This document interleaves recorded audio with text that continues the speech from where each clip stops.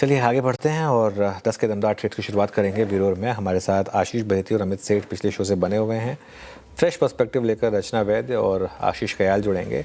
Budget से पहले कमाई की थीम पर मोतीलाल ओसवाल एएमसी के एमडी और सीईओ प्रतीक अग्रवाल से बात होगी और साथ ही यतन से जानेंगे कि बजट में बाजार के किन नंबर्स पर नज़र रहेगी और मार्केट टेक्निकल्स पर चर्चा करेंगे जेएम फाइनेंशियल सर्विसेज के डायरेक्टर और head of research Rahul Sharma से।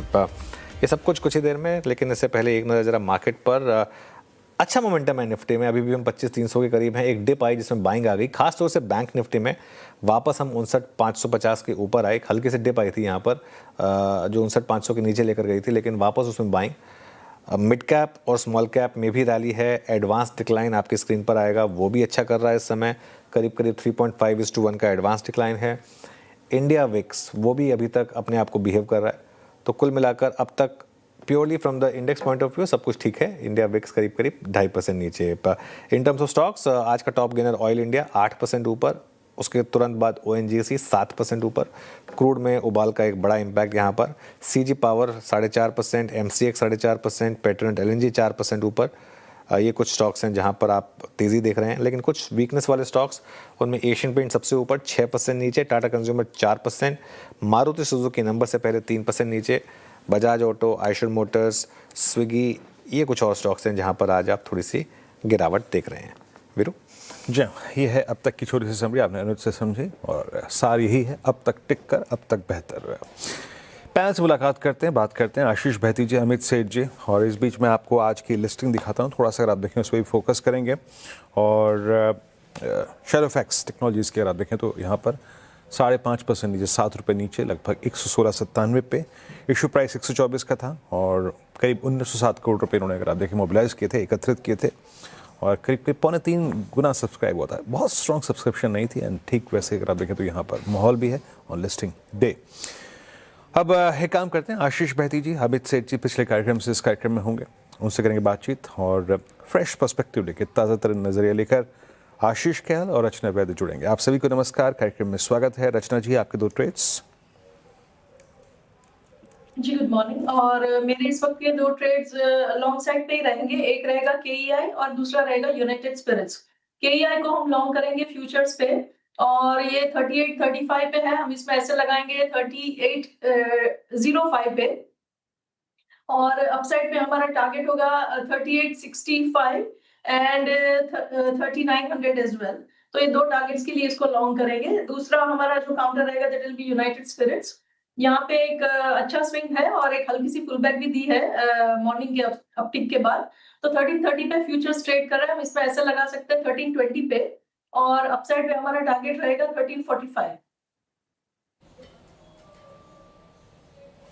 ओके, यूनाइटेड स्पिरिट्स आपका बाय कॉल है, स्ट्रेंथ यहाँ पर है और ये डे हाई पर आके ट्रेड करता हुआ लगभग 2% ऊपर।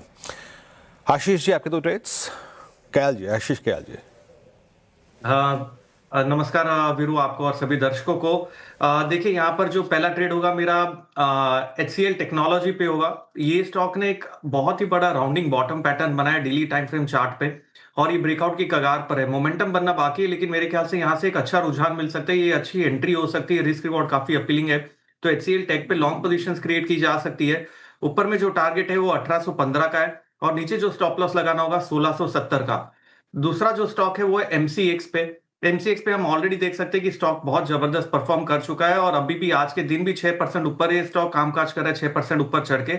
यहाँ पर कोई भी डिप अगर मिलती है तो वहां पर बाय की राय होगी। ओवरऑल जो रुझान है यहाँ पर MCX पे बाय साइड पे, क्योंकि जो कमोडिटीज में हम देख रहे हैं गोल्ड, सिल्वर, कॉपर, सभी कमोडिटीज में अच्छा पॉजिटिव रुझान, और ऐसे में चलते हुए MCX को बेनिफिट होता है ट्रेडिंग नजरिए से। तो यहाँ पर MCX पे लॉन्ग पोजीशंस क्रिएट की जा सकती है। जो टारगेट ऊपर में आता है वो 2695 का है और स्टॉप लॉस लगाना होगा 2475 का। ओके, MCX पर स्ट्रॉन्ग कन्विक्शन 2563 पे आके ट्रेड करता हुआ। डायरेक्टर साहब एक बेहतर गोल्ड सिल्वर लेके आइएगा। मेरे ख्याल से चांदी जो है वो 376, और जिस मंच पे, जिस अगर आप देखें एक्सचेंजेस पे ट्रेड होते हैं, उसको क्यों ना इतना बड़ा समर्थन मिले। क्या स्ट्रॉन्ग फ्लो है गोल्ड सिल्वर में इस वक्त। मेरे ख्याल से 376 जो मैंने लास्ट वीक देखा था, गोल्ड एट 61,288, 3500 रुपये ऊपर, सिल्वर 376,670। आशीष बहेती जी, आपके 2 ट्रेड्स। जी, वीरेन जी, पहला जो ट्रेड रहेगा वो GAIL gas authority of India limited पे खरीदारी सलाह रहेगी। यहाँ पे 162 का स्टॉप लॉस लगाकर खरीदारी की जा सकती है, 168 और 172 तक के टारगेट्स के लिए। दूसरा जो स्टॉक हमें अच्छा लग रहा है वो बीएसई का है। यहाँ पे भी मोमेंटम स्ट्रांग बना हुआ है। स्टॉप लॉस को सिर्फ रिवाइज करना है और 2800 के आसपास में स्टॉप लॉस रखे। इसमें 2900 और 2950 दो टारगेट के लिए इसमें खरीदारी की जा सकती है। ओके, अब चलते हैं अमित जी के पास। अमित जी, आपकी दो ट्रेड्स इस समय की। जी अनु जी, पहला रहेगा एनटीपीसी। एनटीपीसी अगर हम देखें तो 10, 20, 50 में पिछले 3-4 दिनों से कंसोलिडेशन कर रहा था। आज हम उसका एक रेंज ब्रेकआउट देख रहे हैं। स्टॉक 10 और 20 डेमा के ऊपर आ गया और रिसेंटली इसने एक अच्छा बेस बनाया है 335-340 के आसपास। तो इसे बाय करें। स्टॉप लॉस रहेगा 344 का। टारगेट्स हमारे रहेंगे 356 रुपीज के। दूसरा, मैं डिफेंस में बीएल के साथ जाना चाहूंगा। बीएल एक पॉजिटिव स्ट्रक्चर है और जिस हिसाब से ये बाहर आ रहा है अपनी मूविंग एवरेजेस से, इसे लेना चाहिए। 419 का स्टॉप लॉस रहेगा और 434 के टारगेट्स रहेंगे बीएल में। ओके, चलिए, ये आज की कुछ ट्रेड्स। अब थोड़े से लॉन्ग टर्म की बात करते हैं। बजट आ रहा है, क्या मार्केट का टेक्सचर बदल सकता है बजट? मोतीलाल ओसवाल एएमसी के एमडी और सीईओ प्रतीक अग्रवाल जुड़े हैं, उनसे बात करते हैं। प्रतीक जी, गुड मॉर्निंग।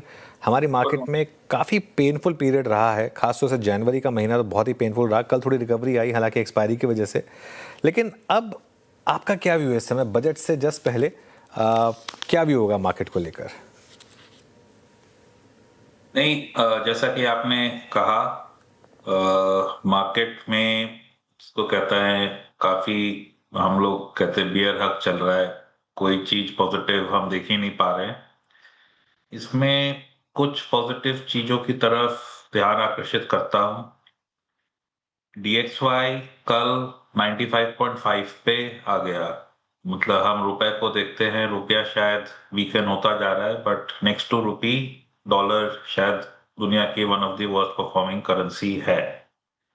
ऐसे माहौल में अगर हमारे यहाँ बाहर वालों की बिकवाली का कारण देखें तो एक बड़ा कारण हमारी रुपए की वीकनेस है। पर अगर डॉलर खुद इतनी तेजी से वीक होता रहा तो देर सवेर हमारी करेंसी उसके अगेंस्ट स्टेबल हो जानी चाहिए। That should be the start point of good things happening. Second, EU के साथ डील हुई यस्टरडे, अब वो इफेक्टिव होने में लगेगा टाइम, पर now we are set on a direction. People have to ratify and that will take time, but otherwise the deal is there. some parts of the markets have lots to look forward to, positivity है। Third, budget जैसा आपने कहा आने वाला है। अब ऐसे समय पे बजट आएगा तो उम्मीद करते हैं कि वो बाजार की तरफ थोड़ा पॉजिटिव रुख रखेगा। और दूसरी चीज कि अगर जो एक बातें चल रही हैं कि डेट टू जीडीपी पे ध्यान रखेंगे बजाय कि फिस्कल डेफिसिट के नंबर पे, तो उससे थोड़ा सा हेडरूम ओपन अप हो जाता है गवर्नमेंट के लिए थोड़ी स्पेंडिंग बढ़ाने के लिए, तो विच अगेन इज पॉजिटिव। इसके बाद अगर आप देखो तो कई सालों से हमने बाहर का इन्वेस्टमेंट ताले लगा दिए थे, जैसे कि चाइनीज इन्वेस्टमेंट इन पर्टिकुलर। हम कहते थे हमारे जिन कंट्रीज से बॉर्डर टच कर रहे हैं, बट डिफैक्टो वहां से अब अगर हम वो ओपन कर रहे हैं in partnership with Indian companies in spaces that we want the investment in, बहुत सारी कंडीशंस है उसके अंदर, पर ये एक पॉजिटिव स्टेप है। कई सारी स्पेसेस में जहां पे हमारे यहाँ टेक्नोलॉजी नहीं है, बाजार है पर टेक्नोलॉजी नहीं है, इंपोर्ट सब्स्टिट्यूशन का वो है, उसमें this this was a demand of the industry itself that the government catered to, तो वो भी पॉजिटिव हो गया। आप आरबीआई देखो, वो लिक्विडिटी इंजेक्ट कर रहा है, वो पॉजिटिव है। और एक आध बातें निकल के आई हैं कि अब हमारी रशियन क्रूड की जो जो डिमांड थी वो घट गई है।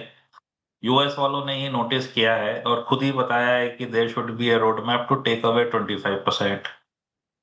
तो उसके बाद अगर 25% रह जाता है तो अच्छा नहीं है, पर उतना खराब भी नहीं है। We will again start to move.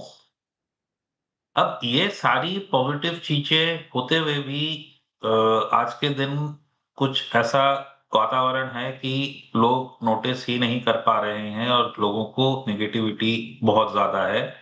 एक जो और कारण है रुपया, एक मैंने बताया। दूसरा जो एक बड़ा कारण है वो ये कि दुनिया के सारे मार्केट बहुत स्ट्रॉन्ग परफॉर्म कर रहे हैं बजाय हमारे हम नहीं कर रहे हैं। तो जैसा कि एक पोर्टफोलियो में होता है, अगर एक स्टॉक नहीं चल रहा है, बाकी चल रहे हैं, तो उसी की तरफ ध्यान जाता है, बोलते हैं भाई यहाँ से पैसा निकालो दूसरी जगह डालो। So that is the last bit that we are encountering just now. अगर आप पूछोगे तो ये सारे मार्केट चल रहे हैं, वो उतना पॉजिटिव नहीं हो रहा है क्योंकि हमारे यहाँ से बिक के फिर पैसा वहां जा रहा है। पर ये लास्ट बिट होता है। Some point in time valuations rear their head up. हमारी वैल्यूएशंस दूसरों के मुकाबले काफी ठीक हो गई हैं।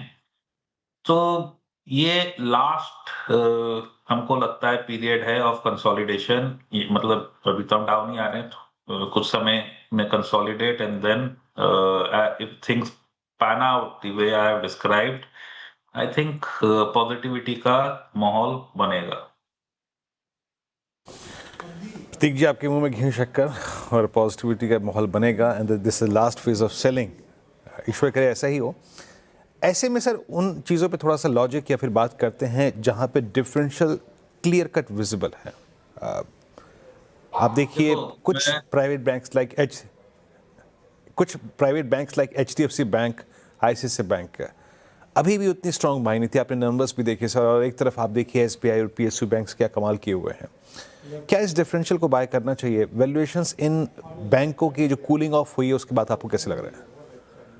देखिए, नाम नहीं लेते हैं, पर हमारे बाजार में जो बिलबोर्ड होता है कंपनी का नाम, उसकी पूछ कुछ समय तक होती है। उसके बाद मार्केट नंबर्स पे फोकस करता है।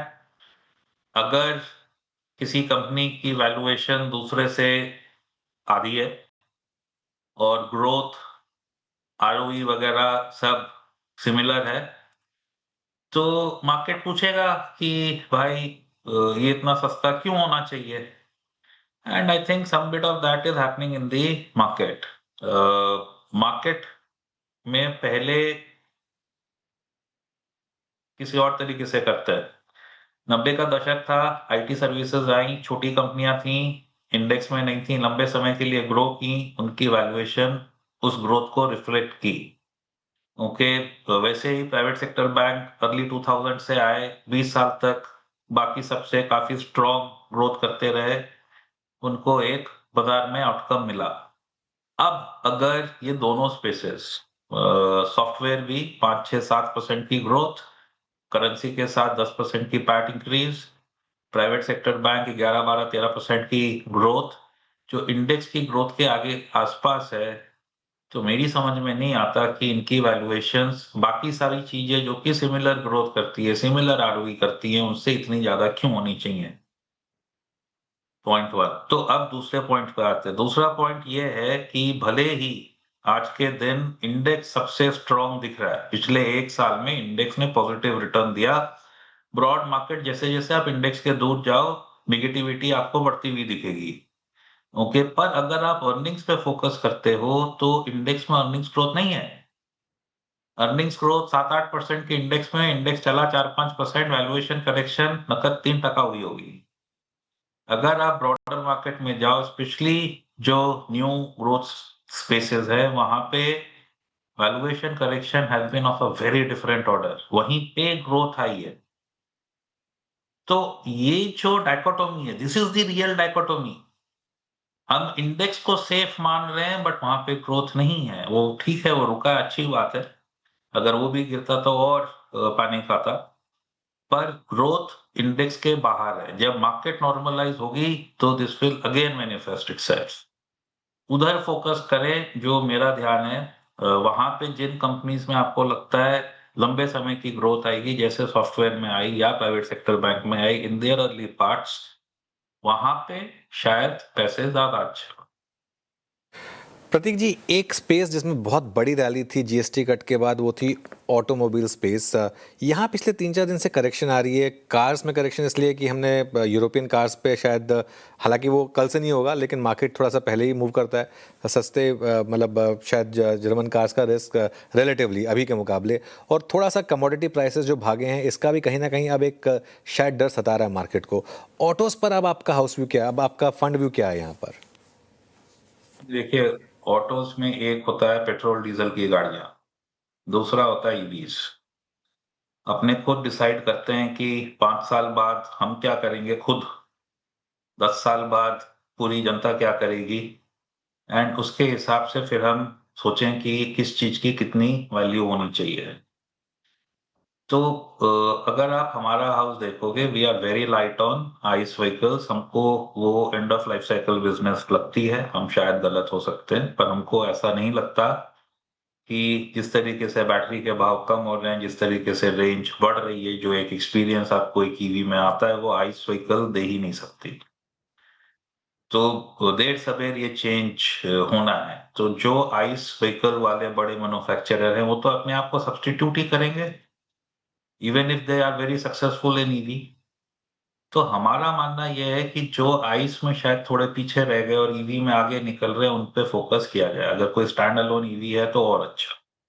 ये पहली बात। दूसरी, सर्विस, जो आप प्राइस का फोकस करते हो, आप एक इंपोर्टेड गाड़ी खरीदो, ओके, खुदा ना खास्ता उसमें कुछ हो गया, आप उसको सर्विस सेंटर भेजो, आपको क्या लगता है कितने दिनों में वापस आ जाएगी?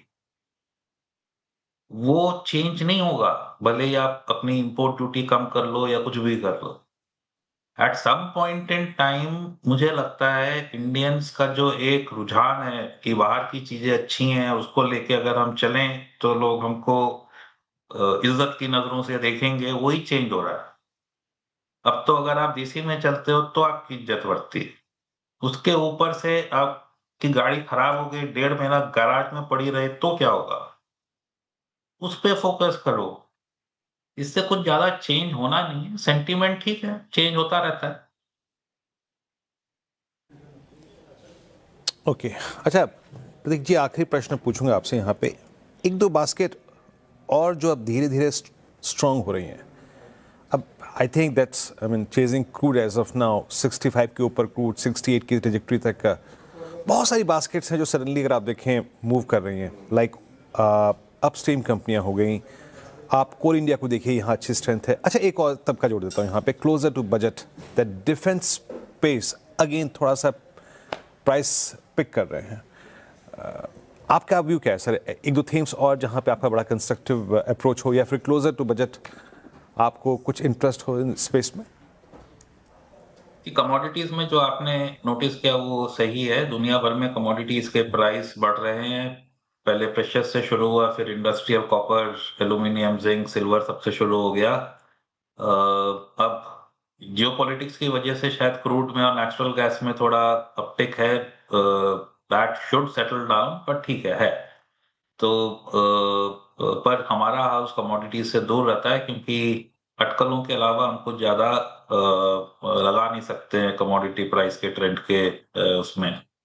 Now in terms of defence, we think कि जो भी कुछ हो रहा है दुनिया में, डिफेंस एक लॉन्ग पीरियड थीम बन चुकी है, दुनिया की बन चुकी है। यूरोप वाले ज्यादा स्पेंड करेंगे, जो जो उनको झटका लगा है। सारे लोगों को देखते हुए ऑब्वियस है कि सारी कंट्रीज जो कि एशिया में हैं, वो ज्यादा स्पेंड करेंगी। तो ये एक वापस से होड़ लगेगी, क्योंकि जो एक पहले प्रोटेक्टिव अम्ब्रेला कुछ कंट्रीज प्रोवाइड करती थी दूसरों को, वो सडनली लग रहा है कि वो बहुत सारी कंडीशंस के साथ आता है। अब लोग शायद उसको ना एक्सेप्ट करें और अपनी काबिलियत एनहांस करें। तो ये डिफेंस एक लॉन्ग पीरियड थीम है, दुनिया भर की थीम है। और उसमें अगर हमारे उसमें जो पॉलिसी मेकर्स हैं वो कहें कि इंपोर्टेड नहीं, देसी बनाओ, और युद्ध आप देसी वेपन से ही लड़ सकते हो, इंपोर्टेड से लड़ नहीं सकते। उसमें खराबी आ जाती है, स्पेयर पार्ट मिलते नहीं है, सब लॉजिस्टिक इश्यूज होती है। Everybody understands that. तो अगर देसी से लड़ना है तो जो हमारी कंपनियां हैं देसी, उनकी ग्रोथ और ज्यादा होगी। तो ये एक लॉन्ग पीरियड थीम है जो हमको लगता है चलेगी। बजट में एलोकेशन बढ़नी चाहिए, सबकी उम्मीद है। पर एक जो चीज समझने की है, और वो पिछले बजट में भी मैंने कही थी, कि we are not constrain, there is no country who will constrain on defence. सारे लोग पहले खुद को प्रोटेक्ट करेंगे, तभी तो हमारा वजूद रहेगा। पर जैसे घर बनता है कि पहले आपने नींव डाली तो उसका आपने एक 15-20% दे दिया, उसके बाद एक-एक फ्लोर बढ़ते जा रहा है, 5-5 एक्स्ट्रा देते जा रहे हो। तो जो बजट में नंबर आती है, वो उस साल गवर्नमेंट कितना स्पेंड करेगी उसका नंबर आता है। उसका रुझान देख के ये लगाना कि इस साल हमारी कंपनियों में ग्रोथ आएगी कि नहीं आएगी, वो शायद गलत है।